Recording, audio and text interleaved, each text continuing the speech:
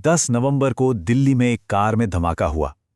और जैसे ही ये खबर आई, इंटरनेट पर तरह तरह की बातें, तरह तरह की अफवाहें फैलनी शुरू हो गईं। तो आज हम इन सब बातों से अलग हटकर सिर्फ उन तथ्यों को देखेंगे जो कन्फर्म्ड हैं कि आखिर उस दिन हुआ क्या था। देखिए, जो असल में हुआ और जो ऑनलाइन कहानियां चल रही थीं, उनमें बहुत बड़ा फर्क है। तो चलिए सबसे पहले उन चीजों से शुरू करते हैं जिन पर कोई सवाल नहीं है, जो पक्के तौर पर हमें पता है। तो हाँ, सबसे पहले वो फैक्ट्स जो ऑफिशियल हैं। तारीख थी 10 नवंबर 2025 और जगह थी दिल्ली। एक ऐसा दिन जो शायद शहर के इतिहास में एक काले दिन की तरह याद किया जाएगा। हुआ ये कि लाल किला मेट्रो स्टेशन के पास एक Hyundai i20 कार में जोरदार धमाका हुआ। इस धमाके में कंफर्म्ड है कि 10 लोगों की मौत हो गई और 24 से भी ज्यादा लोग जख्मी हुए। यहीं से सारी कहानी और पुलिस की इन्वेस्टिगेशन शुरू होती है। अब देखिए, जैसे ही धमाका हुआ, एक तरफ तो जमीन पर अफरा तफरी मची हुई थी, लेकिन दूसरी तरफ इंटरनेट पर एक अलग ही जंग छिड़ गई। और ये जंग थी मिस इन्फॉर्मेशन की, यानी गलत खबरों की। सोशल मीडिया पर ना दो तरह की अफवाहें तेजी से फैली। पहली तो ये कि अरे ये तो बस एक CNG ब्लास्ट था, कुछ खास नहीं। लेकिन हकीकत क्या थी? हकीकत ये थी कि पुलिस ने इस मामले में UAPA लगा दिया था, जो कि एक बहुत ही संगीन एंटी टेरर कानून है। अब UAPA का लगना ही अपने आप में बताता है कि एजेंसियां इसे कितना सीरियस ले रही थीं। और दूसरी तरफ लोग दहशत फैलाने के लिए दूसरे देशों के पुराने झगड़ों की तस्वीरें दिल्ली की बताकर शेयर करने लगे। जैसे कि ये पोस्ट जरा देखिए, लिखा है दिल्ली से खौफनाक मंजर। लेकिन ये तस्वीर दिल्ली की है ही नहीं। ये एक पुरानी किसी और जगह की तस्वीर है जिसे इस्तेमाल करके लोगों में डर और पैनिक फैलाया गया। मतलब ये दिखाता है कि कैसे गलत जानकारी को एक हथियार की तरह भी यूज किया जा सकता है। तो ठीक है, इन अफवाहों को साइड में रखते हैं और अब ये देखते हैं कि ऑफिशियल लेवल पर इन्वेस्टिगेशन में क्या हो रहा था, एक्शन किस तरफ जा रहा था। ऑफिशियल्स ने फौरन एक्शन लिया।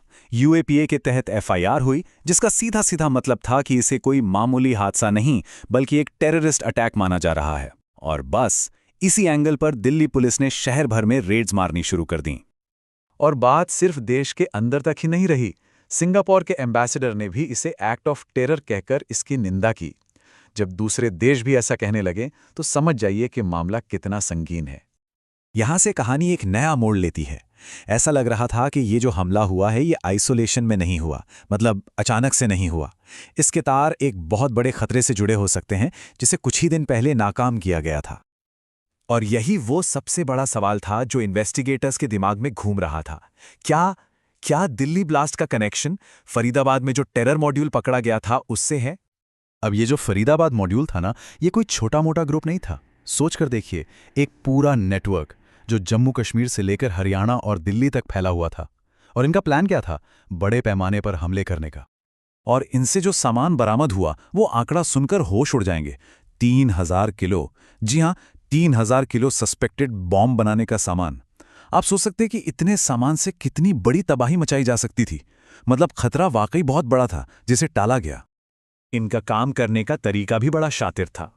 ये लोग शहर के बाहर आम रिहायशी इलाकों में घर किराए पर लेते थे और वहीं ये सारा सामान जमा करते थे। लेकिन सबसे चौंकाने वाली बात क्या थी पता है? कि इस मॉड्यूल में डॉक्टर शकील जैसे पढ़े लिखे एजुकेटेड प्रोफेशनल शामिल थे। तो अब आते हैं उस थ्योरी पर जो इन दोनों डॉट्स को कनेक्ट करती है। एक तरफ फरीदाबाद मॉड्यूल का पकड़ा जाना और दूसरी तरफ दिल्ली का ये धमाका। आखिर इन दोनों में क्या कनेक्शन है? ये सवाल अपने आप में बहुत लॉजिकल है ना? कि अगर इनका मेन प्लान, बड़ा वाला प्लान फेल हो गया था तो फिर ये छोटा हमला क्यों हुआ? यहीं से इन्वेस्टिगेटर्स की एक बहुत ही इंटरेस्टिंग थियरी निकलकर सामने आती है। तो थ्योरी कुछ ऐसी है, स्टेप बाय स्टेप समझते हैं। पहला, फरीदाबाद वाला टेरर मॉड्यूल पकड़ा गया और उसके लीडर अरेस्ट हो गए। दूसरा, इसी मॉड्यूल का एक और आदमी जिसका नाम मीडिया रिपोर्ट्स में डॉक्टर मोहम्मद उमर बताया जा रहा है, वो पैनिक कर गया। और तीसरा, जब उसे लगा कि बड़ा प्लान तो चौपट हो गया तो उसने हताशा में अकेले ही दिल्ली में ये हमला कर दिया, एक तरह का लोन वुल्फ अटैक। और मीडिया में चल रही खबरें इसी थ्योरी की तरफ इशारा कर रही हैं। हाँ, ये ध्यान रखना जरूरी है कि ये अभी ऑफिशियल कंफर्मेशन नहीं है, लेकिन फिलहाल इन्वेस्टिगेशन की सबसे मजबूत कड़ी यही लग रही है कि ये एक बड़ी साजिश के फेल होने के बाद डेस्परेशन में किया गया एक हमला था। और ये पूरी कहानी हमें आखिर में एक बहुत ही बेचैन करने वाले सवाल के साथ छोड़ जाती है। अगर ये रिपोर्ट सच है कि इस सब के पीछे पढ़े लिखे डॉक्टर्स का हाथ था, तो सोचने वाली बात यह है कि एक हीलर, एक जान बचाने वाला, आखिर एक किलर कैसे बन जाता है? वो इंसान जो लोगों की जान बचाने की कसम खाता है, वो जान लेने के रास्ते पर क्यों और कैसे चल पड़ता है?